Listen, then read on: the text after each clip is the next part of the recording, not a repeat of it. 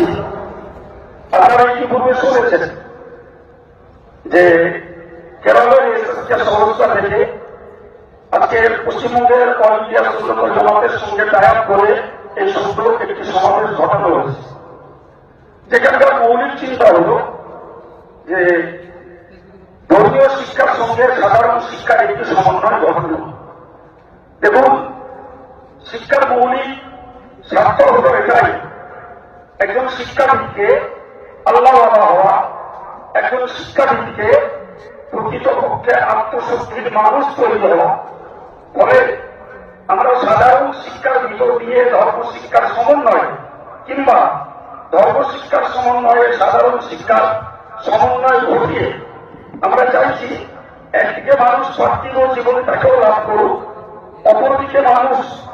যথারীতি আল্লাহকে পাক, রসুলকে পাক, আখিরাতটাকেও রক্ষা করুক। এই লক্ষ্যেই অল ইন্ডিয়া সুন্নত জামাত তাদের কার্যক্রম চালিয়ে আসছিল 1979 সাল থেকে 2024 পর্যন্ত। মাঝখানে স্মরণীয় মুফতি আব্দুল মাতিন সাহেবের একান্ত প্রচেষ্টা,